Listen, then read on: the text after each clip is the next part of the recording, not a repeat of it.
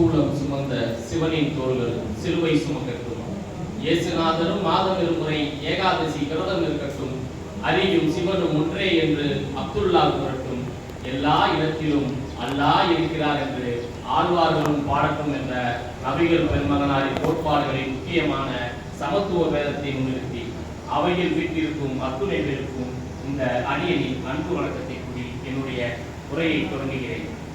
நான் பேச எடுத்துக்கொண்டுள்ள தலைப்பு சமய நல்லிணக்கத்திற்கான சான்று நபிகள் நாயகம். நபிகள் நாயகம் அவர்கள் சிரிப்பான முகத்துக்காரர், தாராள மனசுக்காரர், இறை தூதராய் இறங்கி வந்தவர், மத பெருமைக்கு இம்சை தந்தவர். அவர் இரக்க குணக்காரர், அன்பு ரதக்காரர், அல்லாஹ்வின் தூதர், அன்பான மனிதர், உத்தமர். அவரை ஏன் சமய நல்லிணக்கத்திற்கான சான்று என கொண்டாட வேண்டும் என கேட்டால், 24 லட்சம் சதுர கிலோமீட்டரை ஆட்சி செய்து வந்த ஒரு அரசன், உலகிலேயே மிக வலிமையான ராணுவ கட்டமைப்பை கொண்ட ஒரு தலைவன் யூத பிணத்திற்கா எழுந்து நின்று மரியாதை செலுத்தினாரே, இந்த ஒற்றை செயலுக்காகவே அவரை இந்த சமய நல்லிணக்கத்திற்கான சான்று என அழைக்கலாம்.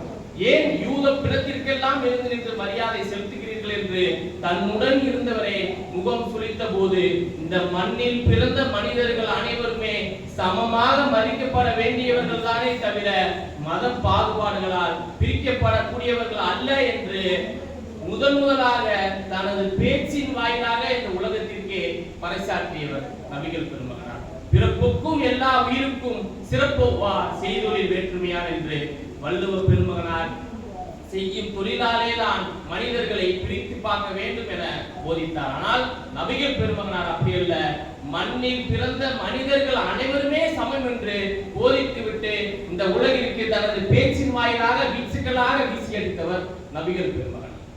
மாற்று மதத்திற்கு ஆதரவாக பேசிய கொள்கைகளுக்காகவே, எப்படி மாற்று மதத்திற்கு ஆதரவாக பேசிய கொள்கைகளுக்காகவே மக்கா நகரை விட்டு தனது சொந்த குடும்பத்தினாலேயே துரத்தி அடிக்கப்பட்டு உயிருக்கு ஆபத்தான நிலையில் இருந்த போதும் கூட சமத்துவம் ஒன்றையே தனது உயிர் போகிற வரைக்கும் பேசிக் கொண்டிருந்தவர் நபிகள் பெருமகனார். ஆனால் இன்றைக்கு வக்ஃபு வாரிய சட்ட திருத்த மசோதாவை கொண்டு வந்து மதத்திற்குள்ளே பிரிவினையை ஏற்படுத்த நினைக்கும் சில வக்ர புத்தி கொண்ட அரசியல்வாதிக்கெல்லாம் எங்கே புரிய போகிறது? 1500 வருடங்களுக்கு முன்பே ஒரு மனிதர் சமத்துவத்தை பேசியதற்காக ஊரை விட்டே துரத்தி அடிக்கப்பட்டார் என்று நபிகள் பெருமகனார் போதிக்கிறார். இந்த பூமி என்பது அனைவருக்கும் சொந்தமானதா என்று கேட்டால் அல்ல. இங்க வாழக்கூடிய மனிதர்கள் யாவரும் வழிபோக்கர்கள். இந்த பூமியை இப்போது இருப்பதை விட வருங்கால சந்ததியினருக்கு சிறப்பாக அமைத்து விட்டு செல்ல வேண்டுமே தவிர மண்ணை கூறு போடுவதும் மதத்தை கூறு போடுவதும் சாதிய சாக்கடையில் மக்களை மூழ்கச் செல்வதும் போன்ற எந்த ஒரு செயலிலும் ஈடுபடுத்தாமல் இருக்க வேண்டும் என்கிறார். ஒரு தலைவன் தன் நாட்டை பற்றி, தன் நாட்டு மக்களை பற்றி, அந்த மக்களுக்கான பாதுகாப்பை பற்றி சிந்திக்க ஆரம்பித்து விட்டாலே அவருக்கு சாதி, மதம், கடவுள் இவற்றை பற்றி எல்லாம் சிந்திக்க நேரம் இருக்காது என்று போதிக்கிறார். இந்த தலைவர்கள் அப்படியா இருக்காங்க, காக்கி சட்டையா கருப்பு சட்டையா, ஆர்எஸ்எஸ் ஆம்னி பஸ்ஸான்னு சொல்லி கடைசியில தமிழ்நாட்டுல எல்லாம் குசுதா அப்படின்னு சொல்லி போயிட்டு இருக்கு.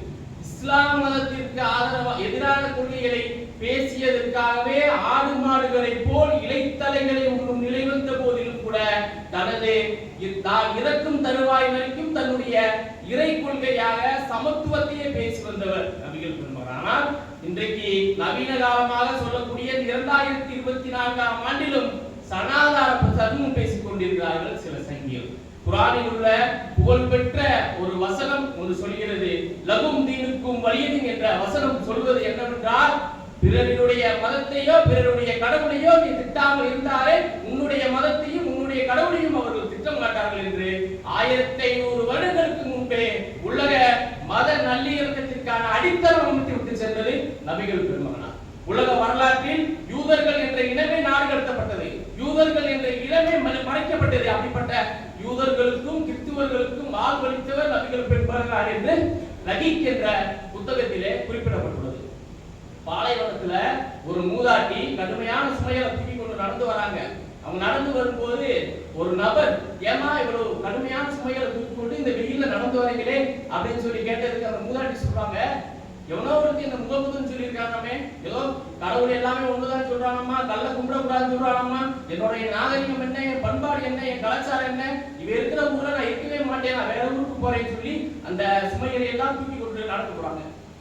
இந்த நபர் குடும்பம் அவருடைய சுமைகளை நான் தூக்கிக்கிறேன் அப்படின்னு சொல்லி அந்த சுமைகளை எல்லாம் இவர் தூக்கி கொண்டு அந்த மூதாட்டி கூட நடந்து போறாங்க. போகிற வழியெல்லாம் அந்த அந்த மூதாட்டி இந்த முகமதுன்றவங்களை பத்தி திட்டாத வார்த்தைகள் எல்லாம் அந்த வார்த்தைகளை திட்டிக் கொண்டே நடந்து போறாங்க. இந்த சிறிது தொலைவு வந்த உடனே அந்த மூதாட்டி, என்னுடைய இடம் வந்துருச்சுப்பா, நான் அந்த சுமைகளை எல்லாம் வாங்கிக்கிறேன் அப்படின்னு சொல்லி வாங்கிட்டு, இந்தாப்பா கூலி அப்படின்னு சொல்லி அந்த மூதாட்டி அந்த நபர்கிட்ட கொடுக்குறாங்க. அந்த நபர் சொல்றாரு, நான் உங்க கூலிக்காக வரல, உங்களுடைய அன்புக்காகவும் ஒரு உதவிக்காக தான் வந்தேன் அப்படின்னு சொல்லி போயிடுறாங்க. இவ்வளவு நல்லவரா இருக்கியப்பா, உன்னுடைய பேர் என்ன அப்படின்னு சொல்லி கேட்க, இவ்வளவு நேரம் திட்டிகிட்டே வந்தீங்களா முகமது, அந்த முகமதே நான் தான்மா அப்படின்னு சொல்லி சொல்ல அந்த மூதாட்டி ஓடு கதறி அழுது கண்ணீர் விட்டு, இவ்வளவு நல்ல விஷயங்களை செய்யக்கூடிய நீ சொல்ற வார்த்தைகள் எல்லாம் தவறாக இருக்காதுன்னு சொல்லி அந்த இடத்திலேயே அந்த மாற்று மதத்தை சார்ந்த மூதாட்டி இஸ்லாத்தை தழுவி கொடுக்குறாங்க. இந்த ஒரு செயலுக்காகவே கூட மத நல்லிணக்கத்திற்கான சான்று அப்படின்னு நபிகள் பெருமானார் அழைக்கிறார். நபிகள் பெருமானார் தன்னை இறை தூதராக அறிவித்தது ஏதோ ஒரு குறிப்பிட்ட அரபி பேசும் மக்களுக்காக அல்ல, குறிப்பிட்ட ஒரு நாட்டிற்கான தூதராக அல்ல, குறிப்பிட்ட ஒரு இஸ்லாமியருக்கான தலைவராக அல்ல. குர்ஆனில் உள்ள 7வது அத்தியாயத்தில் 158வது வசனத்தில் அவரே சொல்கிறார் என்னவென்று, நான் இந்த உலகிற்கான ஒட்டுமொத்த மனிதர்களுக்கான தூதராகவே நான் வாழ்நாள் முழுவதும் வாழப் போகிறேன் என்று கூறுகிறார். இப்படிப்பட்ட ஒரு தலைவரை, ஒரு மனிதரை ஏன் கொண்டாட தவறியது இந்த மக்கள் சமூகம்?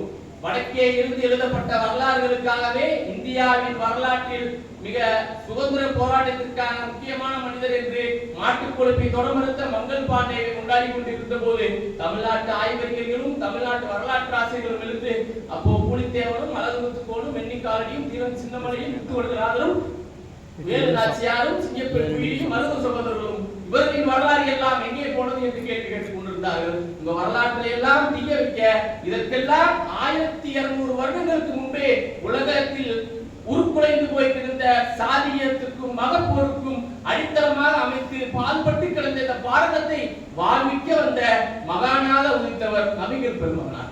இந்த வரலாற்றை எல்லாம் ஏன் மறந்தது இந்த சமூகம் என்ற கேள்வியுடன் காட்சிக்கு எளியோ கடுஞ்சொல் அல்லதே மிக்கூர் மன்னனிலம் என்கிறது உலக பொதுமறை. வெறும் போட்டும் சூட்டும் மாட்டிக்கொண்டு மக்களுக்கு எட்டாத தூரத்தில் குதிரை வண்டியிலும் விமானங்களும் ஏன் இன்றைக்கு ரோட் ஷோக்களிலும் பவனி வரும் தலைவர்கள் மாதிரி எல்லாம் இல்லை எங்களுடைய நபிகள் பெருமகனார். அவர் மக்களோடு மக்களாகவே வாழ்ந்து மனிதத்தை போற்றிய மாபெரும் இறை தூதர். உரை செய்து காப்பாற்றும் மன்னவன் மக்களுக்கு இறை என்று வைக்கப்படும் என்பது போல் நபிகள் பெருமகனாரின் புகழ் இந்த உலகம் உள்ள வரைக்கும் அனைத்து தரப்பு மக்களாலும் பேசப்பட்டுக் கொண்டுதான் இருக்கும் என்று சொல்லி வாய்ப்பளித்த அனைவருக்கும் நன்றி கூறி விடைபெறுகிறேன். நன்றி, வணக்கம்.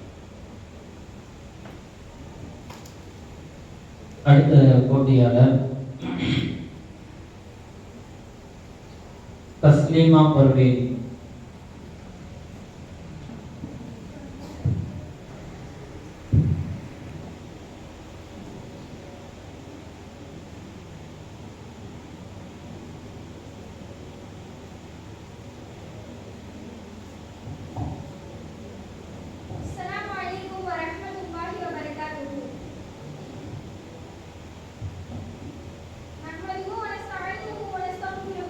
ونعوذ بالله من شرور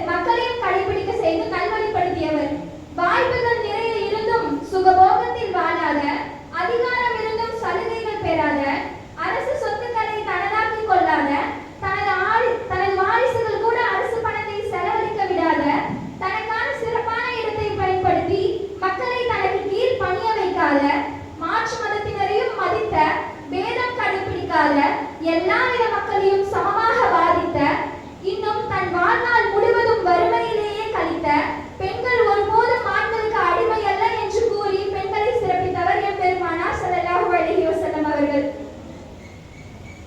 எல்லா விஷயத்திலும், அதாவது ஒரு மனிதனுக்கு ஏற்படுகின்ற உணர்ச்சிகளை எப்படி கையாளுவது, அதை மற்றவர் புண்படாத வகையில் எப்படி எடுத்துச் சொல்வது என்று ஒவ்வொரு விஷயத்திலும் முன்மாதிரியாக திகழ்கிறார் எம்பெருமானார் ஸல்லல்லாஹு அலைஹி வஸல்லம் அவர்கள்.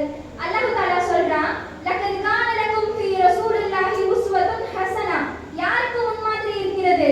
நம்பிக்கை கொண்டு இம்மையிலும் மறுமையிலும் அல்லாஹ்வை நம்பிக்கை கொண்டவர்களுக்கு தான் முன்மாதிரி இருக்கிறது. உதாரணமாக, பொருளாதார பிரச்சனை. எல்லாருக்கும் ஒரு முக்கியமான விஷயம், தன்னுடைய வாழ்நாள்ல பொருளாதாரத்தை சம்பாதிக்கிறதுக்காக தான் ஓடுறாங்க. எதுவரை என்றால் இறுதி மூச்சு இருக்கும் வரை.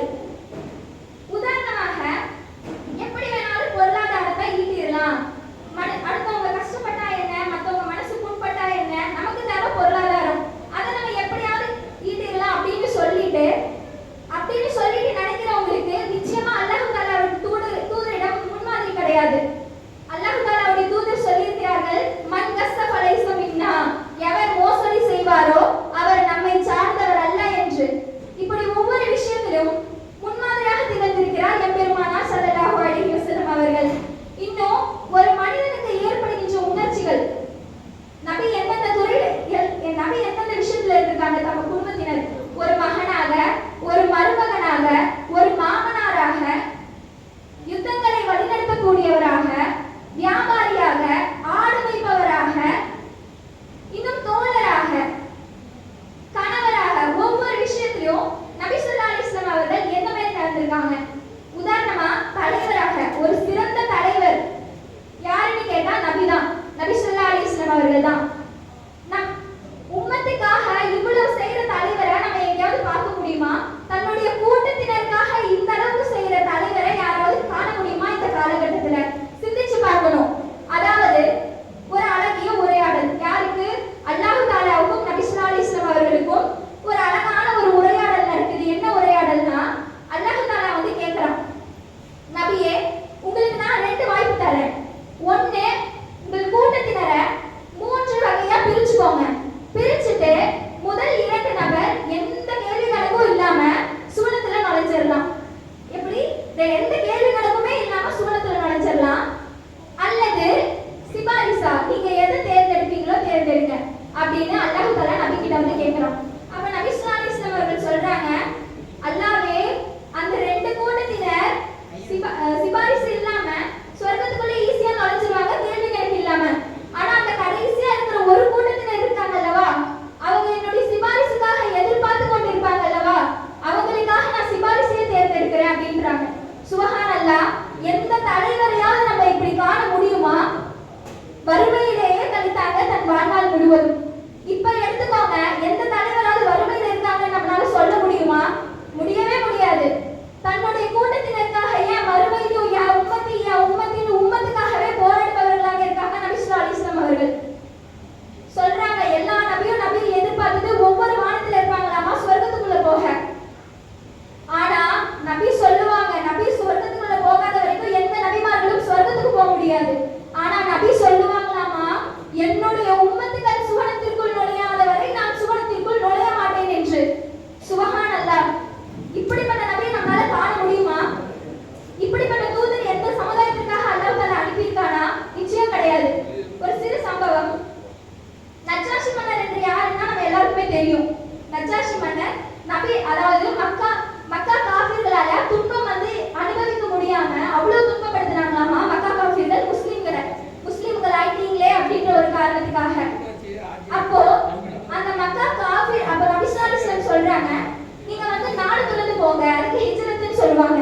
ஹிஜ்ரத் செஞ்சு போங்க. அப்ப நஜ்ஜாஷி மன்னர்னு ஒரு மன்னர் இருக்காரு, அவரை போய் சந்திங்க, அவர் உங்களுக்கு உதவி செய்வாங்க. அந்த மன்னர் காஃபிர் தான், காஃபிர்ல கிறிஸ்துவர், மாற்று மதத்தினர் சேர்ந்தவர் தான். ஆனா அவ்வளவு உதவிகள் செஞ்சாராமா முஸ்லிம்களுக்கு. அப்ப போகும்போது எல்லா உதவிகளையும் செய்யறாங்க. அப்போ ஜாஃபர் அலி சொல்றாங்க, ஜாஃபர் அலி தலைமையில தான் முஸ்லிம்கள் எல்லாம் நஜ்ஜாஷி மன்னர் இடத்துல போறாங்களாமா.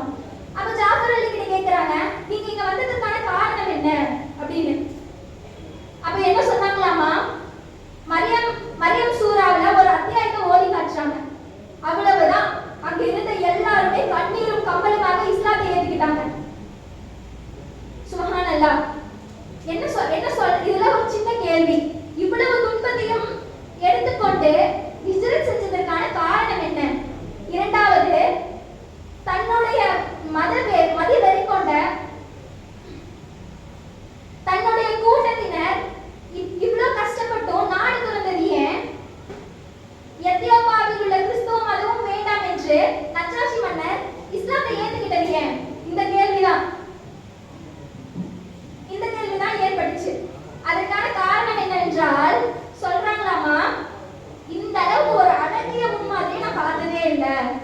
சுபஹானல்லாஹ்.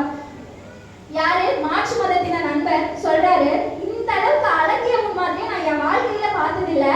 இனி உயிரே போனாலும் பரவாயில்ல, இவரை பின்பற்றுவதை தவிர எனக்கு வேற வழி தெரியல. இவரை பின்பற்றினாலே போதும், நான் இம்மையிலே வெற்றி பெற்றுவேன், மறுமையிலே வெற்றி பெற்றுவேன்.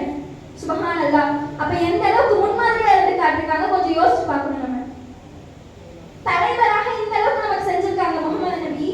தன்னுடைய மனைவியிடத்துல எந்த அளவுக்கு இருந்திருப்பாங்க. ஆயிஷா அலி திருமணம் செய்யும் பொழுது 9 வயது. அந்த குழந்தைக்கு ஏதாவது தெரியுமா? எதுவும் தெரியாது. அப்படி இருக்கும்போது ஆயிஷா அலி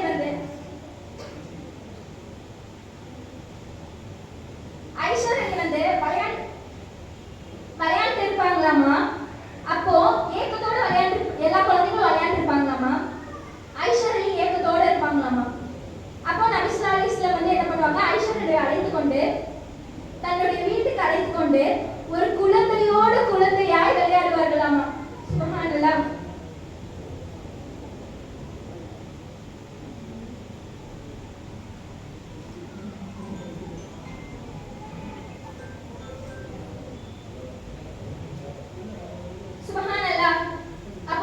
ஒரு மனைவி கிட்ட எந்த அளவுக்கு நடந்திருக்காங்க. இப்ப இந்த கணவன்மார்களை நம்மளால பார்க்க முடியுமா? என்ன சொல்லுவாங்க, சிறிது உணவுல ஏதாவது குறை ஏற்பட்டா என்னடி சமைக்கிற, பக்கத்து வீட்டுல பாரு எல்லாம் எப்படி இருக்காங்கன்னு, நீ என்ன சமைக்கிற, அவ்வளவுதான். ஒரு பூகங்கமே வெடிச்சிடும் அந்த இடத்துல. அப்போ நபி என்ன சொன்னாங்கன்னா, விரும்பினால் சாப்பிடுவார்கள், விரும்பாவிட்டால் குறை கூற மாட்டார்கள். சுபஹானல்லாஹ். எந்த அளவுக்கு நடந்திருக்காங்க தன்னுடைய மனைவி இடத்துல. ஒரு இறை நம்பிக்கை கொண்ட ஒரு ஆண் தன்னுடைய மனைவி இடத்துல ஏதாவது குறையை கண்டால் அதை வெறுக்க வேண்டாம், வேறொரு நல்ல நல்ல நன்மையை கொண்டு, நல்ல செயலை கொண்டு பொருத்தி கொள்ளட்டும். சுபஹானல்லாஹ். எந்த அளவுக்கு நம்ம நபி ஸல்லல்லாஹு அலைஹி வஸல்லம் அவர்கிட்ட ஒரு முன்மாதிரி. உச்சியிலிருந்து உள்ளங்கால் வரை, கண் விழித்ததிலிருந்து கண் மூடும் வரை, பிறப்பிலிருந்து இறப்பு வரை ஒவ்வொரு விஷயத்திலும் அழகிய முன்மாதிரியை எடுத்துக்காட்டி சென்றிருக்கிறார் எம்பெருமானார் ஸல்லல்லாஹு அலைஹி வஸல்லம் அவர்கள். அவர்களை பின்பற்றினால் போதும், வாழ்வில் வெற்றி கொள்ளலாம். இன்ஷா அல்லாஹ் நபி அவர்களை நம்முடைய வாழ்வில் முன்மாதிரியாக எடுத்துக்கொண்டு வாழ்வை நடத்தாட்ட எல்லாம் அல்லாஹ் நம் அனைவருக்கும் தௌஃபீக் செய்வானாக என்று கூறியவராக எனது உரையை நான் நிறைவு செய்கிறேன். அஸ்ஸலாமு அலைக்கும் வரஹ்மத்துல்லாஹி வபரகாத்துஹு. Waalaikumsalam warahmatullahi wabarakatuh.